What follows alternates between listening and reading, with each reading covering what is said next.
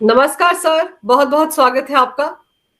नमस्कार अंजू जी, बड़ी कृपा की आपने प्रतिष्ठित मंच पर वार्तालाप का अवसर दिया। जय हिंद, वंदे मातरम। जय हिंद, वंदे मातरम। Sir, cyber crime, digital arrest, इसके जरिए जो धोखाधड़ी हो रही है, ये बड़े पैमाने पर हो रही है। हर दूसरा आदमी इसका विक्टिम बन रहा है। अब तो सरकार ने भी एक संचार साथी ऐप लाकर इसको रोकने की कोशिश की है, जिसको लेकर विपक्ष शोर मचा रहा है। और दूसरी तरफ सुप्रीम कोर्ट को भी बीच में आना पड़ा है। अब तो सीबीआई को ऐसे मामलों की जांच करने के लिए फ्री हैंड दे दिया गया है। आपने बहुत सही बिंदु उठाए हैं। और ये साइबर क्राइम एक वो चीज है जो कि जैसे कहा जाता था कि जब कोविड एक आया था, एक मुसीबत, तो ऐसा घर ढूंढना मुश्किल है जिसको कि उसने अपने तरीके से कुप्रभाव या उससे आच्छादित न किया हो और किसी न किसी परिवार में कोविड न हुआ हो। और इसी तरीके से साइबर फ्रॉड, अब मैं इसका मैग्नीट्यूड आपको समझाता हूं। 200 साल की डकैती चंबल घाटी वगैरह में हुई, जिसपे कई फिल्में बनी। भवानी कसम, मुझे जीने दो, संघर्ष, ये इस तरीके की तमाम फिल्में भी बनी थी। और 200 साल की डकैती का टोटल टर्नओवर अगर आप समझें तो 200 करोड़ से ऊपर नहीं होगा। और ये साइबर क्राइम एक ऐसा है, केवल हरियाणा का जो है एक साल का डेटा 1200 करोड़ का है। और अगर कर्नाटक का आप देखें तो कर्नाटक तो मतलब सारे रिकॉर्ड तोड़ दिए, करीब उसका बताते हैं 2500 करोड़ रुपए का है। और ये जो फिगर ये बढ़ता ही चला जा रहा है। एक तरीके से जो संगठित गिरोह है, जो म्यांमार में बैठ करके डिजिटल अरेस्ट, डिजिटल फ्रॉड, इसके बारे में बाद में चर्चा करेंगे। लेकिन सबसे पहले सीबीआई को जो केस सुप्रीम कोर्ट ने दिया है, ये स्वागत करने योग्य है, क्योंकि डिजिटल अरेस्ट और साइबर क्राइम ने तबाह कर दिया है। हमने दावे बहुत किए, लेकिन वो दावे कुछ, क्योंकि मेरे पास तो रोज लोग आते हैं, रोज मैं लोगों को मशवरा देता हूं कि 1930 के ऊपर आप फोन करके अपनी कंप्लेंट कीजिए, साइबर थाने में जाके एफआईआर लिखाइए, फिर परस्यू कीजिए। लेकिन बैंकों की जिम्मेदारी, तो वो तो बैंक ऐसे लगता है कि जैसे मिले हुए हैं अपराधियों से। मेरी बातें कड़वी जरूर है, लेकिन सबसे ज्यादा जब विवेचना का प्रश्न उठता है तो दिखाई ये पड़ता है कि बैंकों से जो अपेक्षा की जाती है वो उन्होंने किया नहीं। म्यूल अकाउंट्स खुलवाए, मूल अकाउंट्स खुलवाने के बाद कितने बैंक कर्मी गिरफ्तार हुए हैं, क्योंकि उन्होंने स्वयं बताया कि ये लोग सीनियर सिटीजन्स हैं, इनके बैंक में लाखों करोड़ों रुपए है, सेविंग बैंक में, जरा सा वर्गला दो, जरा सा इनको हमवार कर लो, तो ये बिल्कुल चक्कर में आ जाएंगे। और आप समझ रही हैं कि ये साइबर फ्रॉड जो है केवल नादान और भोले भाले लोगों के पास आता है। ऐसी चिट्ठियां और ईमेल मेरे पास भी आते हैं। मैं आपको एक नमूना दिखाता हूं, मैंने इसीलिए रोक रखा था कि कभी आप मौका रहा तो मैं आपको भी दिखाऊंगा। ये मेरे पास आया है पुलिस कमिश्नर मुंबई से। और पुलिस कमिश्नर मुंबई लिखते हैं कि आपकी जो नेट सर्फिंग जो है वो बहुत ही आपत्तिजनक है। और police commissioner, CBI order, reference case number, वो Indian police service department office, deputy commissioner headquarter, 4 Connaught Place, पता भी दिया है उनका कि इसके बारे में आप लगता है कि बहुत ही गलत सलत साइट पे आप जाते हैं, बहुत आपत्तिजनक साइट्स पे आप विजिट करते हैं, आप पोर्नोग्राफी देखते हैं, तो आप आइए अपना बयान दीजिए और इसका तुरंत जवाब दीजिए, वरना आपके खिलाफ गंभीर कार्रवाई की जाएगी। औसतन आदमी तो ये देख के ही घबरा जाएगा। अगर मैं आपके दर्शकों को दिखाना चाहूं तो ये है साहब मजमून, और आप समझ सकती हैं। सर, तो ये मेल आपको आया है? जी, ये मेल मुझे आया है। बताइए। तो अब मैंने इसको नमूने के लिए रखा कि मड़वा के टांगे, उसके बाद फॉलो अप करने के लिए ये फोन भी करते हैं, या आपको नोटिस दी गई थी, आपने अभी तक जवाब नहीं दिया। तो उसके बाद मैंने कहा जिस प्रकार से शिष्टाचार पूर्वक एक लखनवी अंदाज में जो मैंने संवाद किया, वो आपके प्रतिष्ठित मंच पे मैं कह नहीं सकता। लेकिन निसंदेह अगर हिंदू होगा तो अपना कान गंगा जल से जरूर धोएगा, और अगर किसी दूसरी बिरादरी का होगा तो उसमें जरूर शुद्धिकरण अपने कान का करेगा। उसके बाद आज तक न कभी अंजू जी फोन आया, न दोबारा कोई ईमेल आया। तो ये सबके पास इस तरीके के ये टेस्ट बलून डालते हैं कि कोई ना कोई फंस जाए। और उसके बाद स्वांग ऐसा करते हैं कि स्वांग ऐसे करते हैं ये कि आप बिल्कुल जो है, चलिए हमें आपके बैंक के डिटेल मालूम है, बैंक डिटेल मालूम कैसे पड़े? जाहिर है किसी बैंक के कर्मचारी ने मुखबिरी की, तभी तो आपको बैंक डिटेल मालूम पड़े। आपने कुछ चीजें सुन ली कि हम आपका बयान नोट कर रहे हैं, अपना पैन नंबर आदि दीजिए। उसके जरिए उन्होंने उनकी माली हालात पता लगा लिए पैन नंबर के जरिए। फिर उसके अलावा उनका दिमागी तरीके से आप स्विच ऑफ मत कीजिएगा, आप डिजिटल अरेस्ट में हैं, जिसके बारे में प्रधानमंत्री महोदय ने भी कहा है कि डिजिटल अरेस्ट नाम की कोई चीज नहीं है। अब आप सोचेंगे इतना बड़ा ताना बाना ये हुआ कैसे? म्यांमार में लगभग 200, आपने सुना होगा, हिंदुस्तान के टेकीज वापस किए हैं। वो कह रहे हैं हमारे साथ बड़ा जुल्म हुआ, इन्हीं टेकीज को वहां ले जा करके अंजू जी इनको ट्रेनिंग दी गई। कोई सीबीआई अफसर बनता है, कोई थाने वाला बनता है, कोई कोर्ट बन जाती, सबके वर्चुअल रूम्स बने हैं कि अब आपको जज साहब के सामने पेश किया जा रहा है, अब आपसे पूछताछ होगी इंट्रोगेशन रूम में। वहां पर बिल्कुल फोकस करने के लिए उस तरीके से किया गया है। ऐसा नहीं कि ये पहली बार हुआ है, ऐसे पहले भी होते थे और नूह मेवात के लोग इसमें बड़ी महारत। तो जब मोबाइल फोन का युग नहीं था तो दूसरे तरीके से करते थे, मोबाइल फोन का युग आया तो फिर तो पाव 12। तो अब इसमें डिजिटल अरेस्ट, अब इसका परिमाण मैंने आपको बताया कि अब ये हजारों करोड़ का हो गया है। 200 साल की डकैती में ये तो बिल्कुल कंचे और प्राइमरी में भी नहीं पहुंच पाए इनके सामने। इनके तो एक क्राइम में सैकड़ों करोड़ रुपए।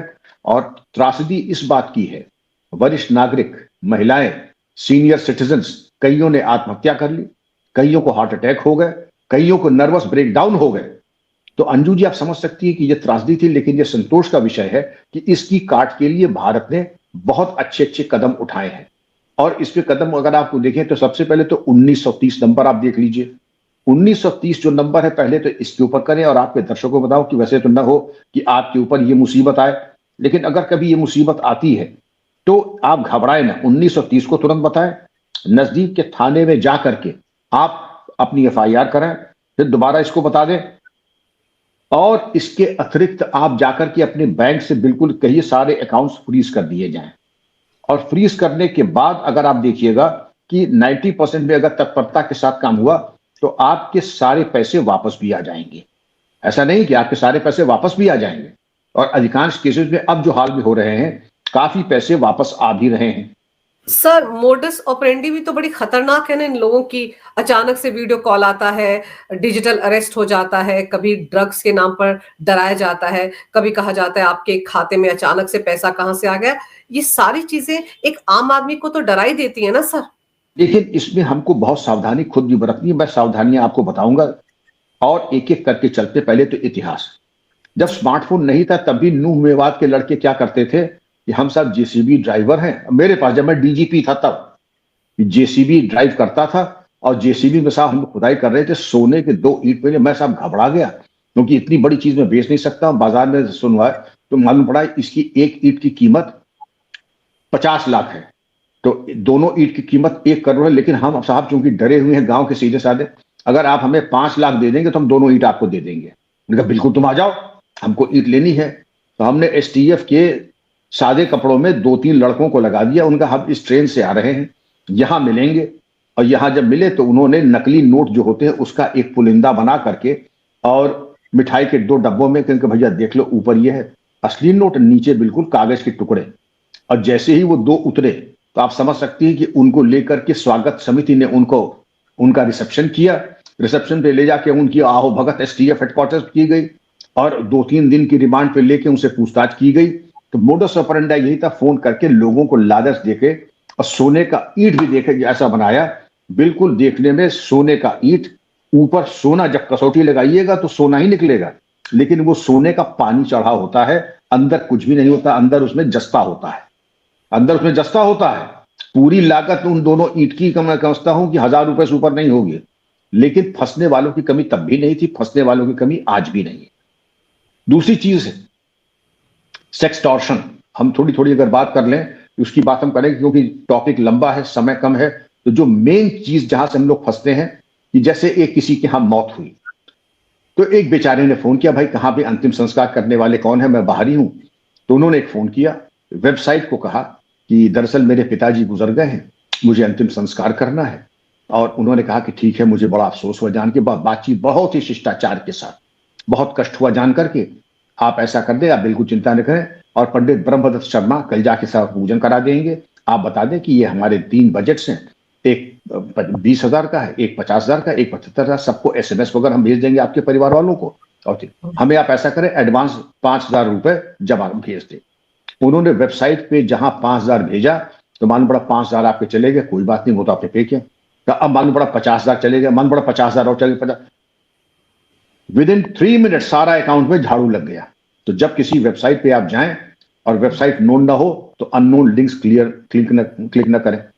दूसरे आजकल ये कि शादी के इनविटेशन कार्ड और आपके नोट नंबर से आएगा। जैसे मान लीजिए किसी आपके भाई ने भेज दिया है और ये कहा ये शादी का कार्ड है। जैसे ही शादी का कार्ड खोला आपने, क्लिक किया, वो आपका हैक हो गया फोन, और फोन हैक हो गया, सारे पासवर्ड आउट हो गए। ये शातिर दिमाग के लोग हैं तो पहला काम तो ये कीजिए, लोग कहते हैं कि अननोन लिंक्स और शादी का कार्ड देने के इतना भाव अगर आप है तो पहले आप हमें फोन कीजिए, फोन करके हम तस्दीक करें। फोन करके तस्दीक नहीं करेंगे तो हम कोई लिंक नहीं जाएंगे। शादी में न जाना, गैर हाजिरी मंजूर है, लेकिन बैंक खाते में झाड़ू लगवाना मंजूर नहीं है।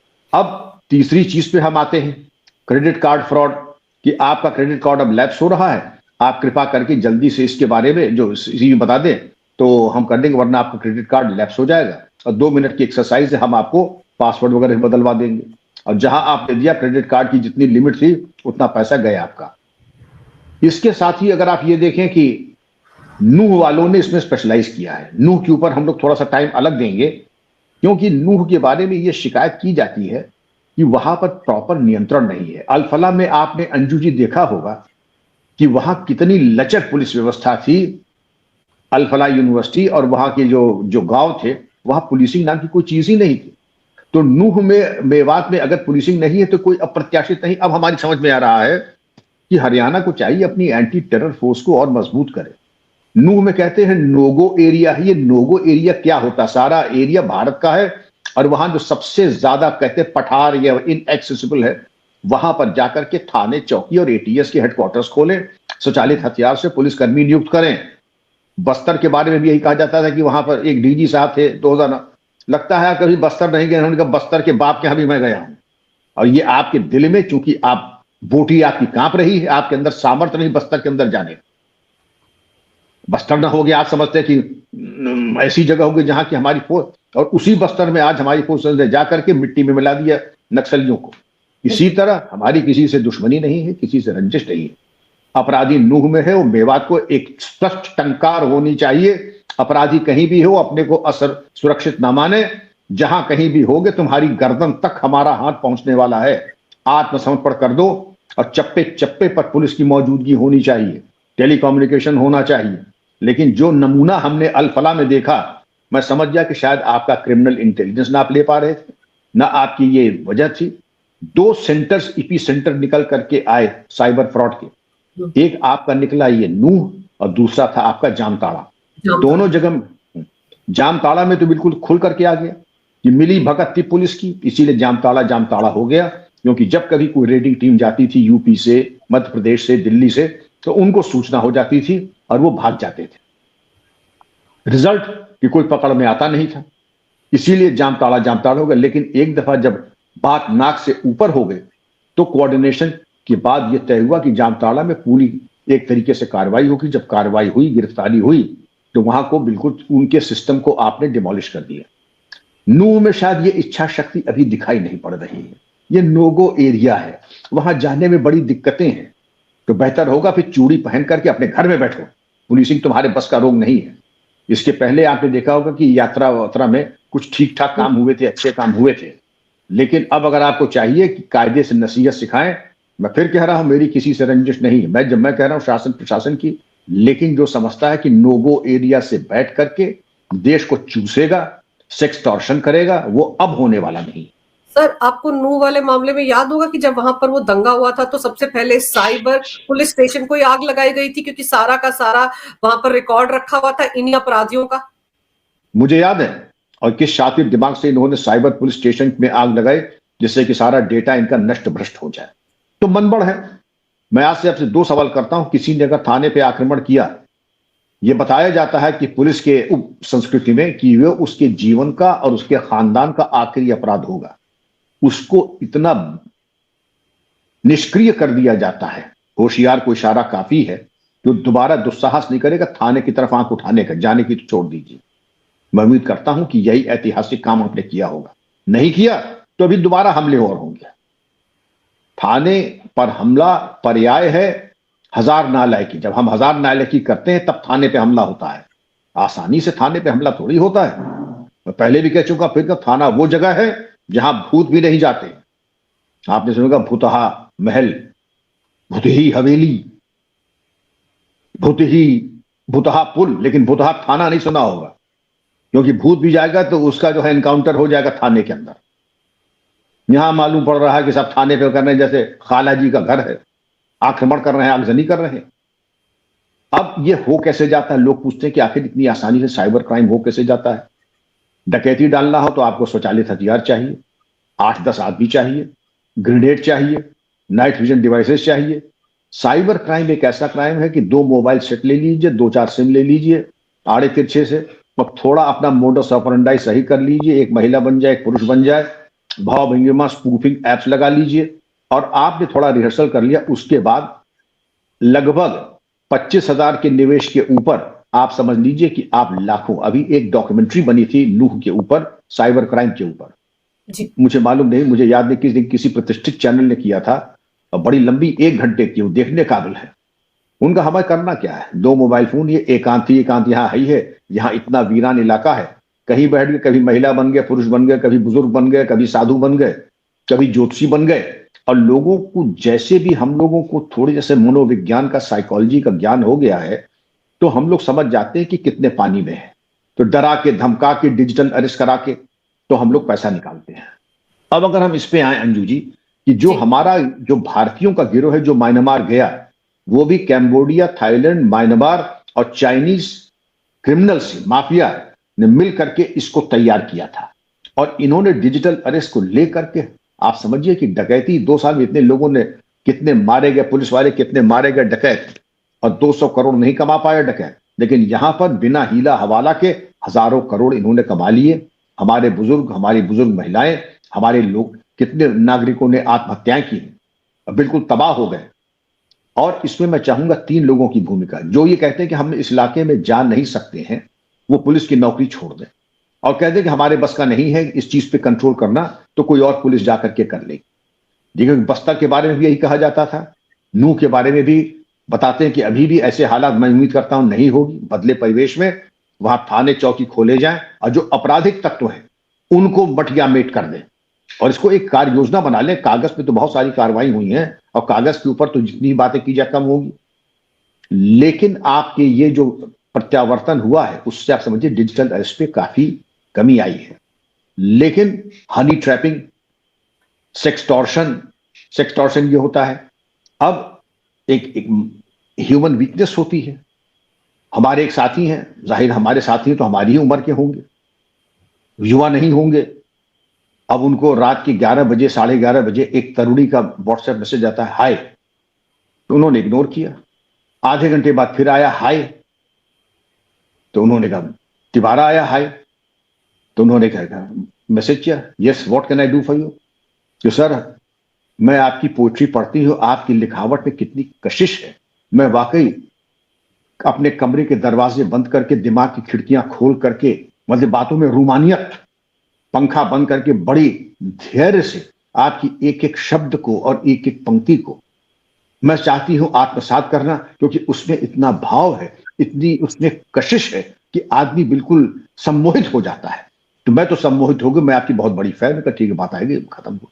अगले दिन फिर 1-2 दिन ऐसे ही अनर्गल प्रलाप हुआ। चौथे 5वें दिन कहा कि सर, अब मैं क्या बताऊं, मुझे आपसे प्रेम हो गया, मैं आपकी शक्ल देखना चाहती हूं। उनका, भाई क्या बकवास कर रही हो? बाद में कहा, नहीं सर, कुछ नहीं, बस मैं केवल आपके दर्शन करना चाहती हूं, बस एक बार आप कैमरे पे आ जाइए। तो हजरत, बासी कढ़ी में उबाल आना ही था, विनाश काले विपरीत बुद्धि। उन्होंने कैमरा खोला और इस लड़की ने थोड़ा अश्लील हरकत की और तुरंत फोन ऑफ कर दी। 5 मिनट बाद एक बड़ा मुच्छड़ और बड़ा रोबीला वर्दी में जिसकी फोटो थी, आपने बड़ी अभद्र और अश्लील हरकत की, और आप एक बच्ची के सामने निर्वस्त्र हो गए। आपको डूब मरना चाहिए तुम्हारा, आप कैसे, और आप इतने जो है प्रतिष्ठित और इतने उम्र दराज है, और आपकी ये आप हरकत करते हैं, कभी नहीं हरकत। तो रैटिल हो गए, घबरा गए, क्या करें। उनका साहब इतने लाख रुपए इस अकाउंट में भेजे, नहीं तो अभी हम यूट्यूब पे से पूरा ये जो आपका वार्तालाप, प्रेमालाप था, हम अभी करते हैं, और आपकी फोन बुक में आपकी पत्नी, आपके ससुराल, आपके जितने भाई भतीजे, सबको हम भेजते हैं ये वीडियो क्लिप आपकी। अब मरता क्या न करता, उन्होंने कुछ भेज दिया। अगले दिन फिर फोन आया, तो मुझसे संपर्क किया, तो हमने कहा, तुम हो अव्वल दर्जे के बेवकूफ, सावन के अंधे को सब हरा रहे, तक तुम्हें कौन जरूरत थी इसे बात करने की? तुम्हें अपनी उम्र और शक्ल दिखाई नहीं पड़ती है? कौन तरुणी तुम्हें कहेगी हाय आधी रात को? और जिसको कहेगी उसको भी सावधान रहना चाहिए अननोन लोगों से। ये आपके दर्शकों को मैं फोन ऑन कर रहा हूं, अन लोगों के हाय हेलो और प्रशंसा मत लिया कीजिए। ये प्रशंसा नहीं, मुसीबत को दावत देना है, इस तरीके की बातें। और सर, इन हालात में अगर ये संचार साथी ऐप सरकार लेकर आ रही है जो साइबर सिक्योरिटी के लिए ही है, तो इससे कोई दिक्कत तो किसी को नहीं होनी चाहिए। जो आपने कहा है कि भारत सरकार ने ये जो ऐप लागू किया है, इस संचार ऐप के साथी, लाभ क्या? जी, संचार तो साथी। संचार साथी के बारे में इसके कई लाभ हैं। आपने देखा होगा कितने मोबाइल फ्रॉड्स होते हैं। इसमें आपके SIM link to their ID है कि नहीं है। आपको मालूम होगा कि आपके नाम के कई सिम चल रहे होंगे। अब आप जब ये लगा लेंगे तो मालूम पड़ जाएगा कि अंजू पंकज या विक्रम सिंह के नाम से केवल एक सिम जो है वो हमारे फोन में है, इसके अलावा कहीं है तो हम रिपोर्ट कर सकते हैं और उसको ब्लॉक कर सकते हैं। ब्लॉक स्टोलन और लॉस्ट फोन, चोरी किए हुए फोन को आप ब्लॉक कर सकते हैं। ये तो न ताजा कि चोरी किया हुआ फोन है। IMEI नंबर का सत्यापन आप कर सकते हैं। और जो स्कैम कॉल्स और मैसेजेस, इसकी सूचना ऑटोमेटिकली एक सर्वर को चली जाएगी। और स्पूफ्ड इंटरनेट जो अंतरराष्ट्रीय कॉल आते हैं, जो लोकल एक्सचेंज बना करके ये अंतरराष्ट्रीय कॉल के सिम कार्ड लेकर के जो धमकी देते हैं, उनके बारे में जानकारी पूरी हो जाएगी, उनको ब्लॉक हो जाएगा। तो संचार साथी एक बहुत उपयोगी ऐप है और सबको ये लगा लेना चाहिए, जल्द से जल्द लगाने चाहिए। हाँ, हमारे कुछ राजनीतिक मित्र को इसमें बड़ी शिकायत है, ये कैसे कर दें, क्यों कर दें, कहां से कर दें। अब उनको तो हर चीज में, तो किसी को कहते हैं ना, एक दफा आप किसी से कहिए कंपनी में लिखा था कि हम बोनस दे रहे हैं, तो कंपनी का था प्रत्येक कर्मी को 1-1 लाख रुपया बोनस दिया जाएगा। तो कहा नहीं, कुछ लोगों ने कहा आखिर ये 2-4 आदर सूचक शब्द लगा के गाली के कहा आखिर दे क्यों रहे हैं। तो कुछ लोगों को ऐसा है कि किसी का भला भी करें तो उसमें उनको अनिष्ट दिखाई पड़ता है। जो बेसिक आउटलाइन है साइबर क्राइम की, और आप अगर ये देख लें कि साइबर क्राइम का मैग्नीट्यूड दिन ब दिन बढ़ता जा रहा है। 60,000 क्राइम तो अकेले कर्नाटक में 6 लाख क्राइम रिपोर्टेड हैं, दिल्ली में 50,000, उत्तर प्रदेश में 50,000। ये तो मान लीजिए कि जो कोविड महामारी थी, लगभग उसी तरीके का साइबर क्राइम का प्रभाव हमारे समाज और हमारे आपके ऊपर है। अब हैकिंग ईमेल, हम आपके आउटलाइन कर दें क्या क्या। हैकिंग ईमेल, साइबर स्टॉकिंग मतलब बच्चियों को खासतौर पर या जो कोई प्रतिद्वंदी है उसको एक तरीके से स्टॉक करना, उसके मूवमेंट को, और उसके बाद ट्रोलिंग। मैं तो नहीं जानता ट्रोलिंग रोलिंग क्या होती है, लेकिन मैं जो सोशल मीडिया पर रहते हैं उनकी ट्रोलिंग करना, साइबर स्टॉकिंग, साइबर डिफेमेशन, बदनाम करना, अनर्गल समाचार प्रकाशित करना, fishing, wishing, online banking fraud, job scams, fraud की आपने रिक्तियां निकाल दी, रिक्तियों में कहा कि ये आर्ताएं हैं, आपने एप्लीकेशन फीस ले ली, इंटरव्यूज फीस ले ली, और जिस दिन इंटरव्यू रखा तो ये तो भारत देश है, इतनी बेरोजगारी है, अगर 1 लाख भी फंस गया और 1 लाख से आपने 1-1 हजार रुपए ले लिए तो आप समझ सही कितने वारे न्यारे करोड़ों के हो जाएंगे। Data theft, debit card, credit card cloning, mobile crime, spoofing, email and SMS की एक तरीके से फर्जी ईमेल आईडी या आप ही का बना के अपने मित्रों को भेज देंगे और पैसा मांगने। आपके पास भी ऐसे व्हाट्सएप मैसेजेस, ईमेल आते होंगे कि मैं यहां आया था विदेश और मेरा मोबाइल खो गया है और मैं बड़ी मुश्किल से कह रही हूं कृपया करके हमें 50,000 रुपए भेज दीजिए। तो ऐसे आते हैं कि जब वहां पहुंच ही गए हो और 50,000 रुपए की जरूरत है तो ओम नमः शिवाय, ओम नमः शिवाय एक हाथ में कहो, भगवान तुम्हारी रक्षा करे। मैं चवन्नी भेजने वाला नहीं जब तक मैं वेरीफाई न कर लूं कि वास्तविक है या काल्पनिक है। Mobile crimes, data theft, VoIP calls, voice over internet protocol, इस कॉल्स को लेकर के जो धमकी आदि आती है या फ्रॉड की बातें होती है वो VoIP पे ही होती है। ई कॉमर्स फ्रॉड की, जैसे दुनिया भर की आप फेक अमेजॉन की साइट बना दी, फेक फ्लिपकार्ट की या जोमेटो की, आपने पैसा दे दिया, पोर्टर कर दिया, मालूम पड़ा वो तो आदमी है ही नहीं, पैसा लेके भूमिगत हो गया। फोटो मॉर्फिंग और मेलिशियस ईमेल्स, ये मैंने आपको कुछ नमूने बताए हैं। ये मान के चलिए कि साइबर फ्रॉडस्टर हमसे एक जनरेशन आगे हैं अंजू जी, और हमको बहुत सावधान रहना है। जैसे हम कहीं जाते हैं मार्केट में, अननोन लोगों से परहेज करते हैं, तो वर्चुअल वर्ल्ड में भी, इंटरनेट पे भी अननोन लोग, unknown links, unknown apps, malware से हमको दूर रहना है, क्योंकि ट्रोजन हॉर्स वगैरह इसी तरीके से इंट्रोड्यूस होते हैं। सर, ये जो ऑर्डर दिया है सुप्रीम कोर्ट ने, जिसमें कि बैंकों की भूमिका पर भी नजर रखने की जरूरत है, क्योंकि जब पैसा जाता है सर तो बैंकों के जरिए जाता है। मैं खुद साइबर फ्रॉड की भुक्तभोगी हूं। जब मैं बैंक के पास गई थी तो उन्होंने ये कहा था कि हमको तो पता ही नहीं कि कौन से खाते में ये पैसा चला गया। क्या सच में ऐसा होता है कि उनको ना पता हो कि किस खाते में पैसा गया? असंभव। अंजू जी कैसी बात कर रही हैं? मैंने तो आपसे पुलिस अधिकारी के रूप में ही कहा था कि जो भी मुखबिरी होती है उसमें 25% बैंक वालों का हाथ होता है, ये मुखबिरी करते हैं और साइबर क्रिमिनल्स को देते हैं। मैं उसका प्रमाण दे रहा हूं, और बात नहीं कर रहा। ये देते हैं कि ये कभी आपने सुना है कि किसी कंपाउंडर के यहाँ जिसकी आमदनी बहुत हाथ तंग हो पैसों में, उसके ऊपर कभी डिजिटल अरेस्ट हुई हो? ना। जितने धनाढ़ हैं उन्हीं के ऊपर डिजिटल अरेस्ट। तो मुखबिरी कौन करता है? बैंक कर्मी करते हैं। बैंक कर्मी करते हैं, म्यूल अकाउंट ये खुलवाते हैं। 50 लोगों के म्यूल अकाउंट जिनके यहाँ पैसा आता है जाता है, पैसा आता है जाता है, क्योंकि हम अपने अकाउंट पे तो पैसा लेंगे, रखेंगे नहीं लूट का। हम जाहिर है लेंगे और म्यूल अकाउंट्स में फिर अपने यहाँ ट्रांसफर कराएंगे। म्यूल अकाउंट बिना प्रॉपर सत्यापन के कौन खुलवाता है? बैंक वाले खुलवाते हैं। वहां क्या आगमन पैसे का होता है और जाता है वो आपके यहां होता है। आप अपने ही अकाउंट से आप जरा किसी दिन 50,000 का चेक दे के देखिए और निकलवाइए, आप ही का पैसा। अगर आपने पूर्व नोटिस नहीं दी तो आपका 50,000 का चेक ऑनर नहीं होगा। यहां लाखों करोड़ों आए और चले गए, बैंक वालों को मालूम नहीं। ये किसको समझा रहे हैं? ये बिल्कुल पूरी तरीके से समझे। तो सुप्रीम कोर्ट के इस आदेश का मैं स्वागत करता हूं कि बैंकों की भूमिका और अनिवार्यता और उनकी तनख्वाह से कटौती ये होना चाहिए। दूसरे, हमारे जो सिस्टम से साइबर सिक्योरिटी को उसको और मजबूत होना चाहिए। और ये आखिर तक जाकर के देखना चाहिए कि अगर बैंक की संलिप्तता है तो बैंक अधिकारी कर्मचारियों के ऊपर क्या कार्रवाई, नहीं तो बैंकों से रिकवरी होकर के जो पीड़ित पक्ष है उसको देना चाहिए। अगर जितने केसेस सीबीआई कर लेगी तो इसका और मोडस ऑपरेंडाई और इसका निराकरण होगा। सर, क्योंकि 40 बड़े मामले जिनमें करोड़ों के घपले हुए हैं, धांधलेबाजी हुई है, लूटमार हुई है, वो 40 मामले सीबीआई को सौंपे गए हैं। और आप सही कह रहे हैं, इसमें कई बड़ी मछलियां भी दायरे में आएंगी, क्योंकि अब मामला सीबीआई के पास चला गया है। और जो बैंकों की भूमिका है सर, उस पर भी जब नजर रखी जाएगी तो बहुत सारे मामले सुलझेंगे। सर, आपने समय निकालकर इस विषय पर बहुत ही अहम जानकारी मेरे दर्शकों को दी। आपका बहुत बहुत धन्यवाद। नमस्कार। भारत माता की जय। वंदे मातरम। जय हिंद। धन्यवाद अंजू जी, बड़ी कृपा। जय हिंद, वंदे मातरम।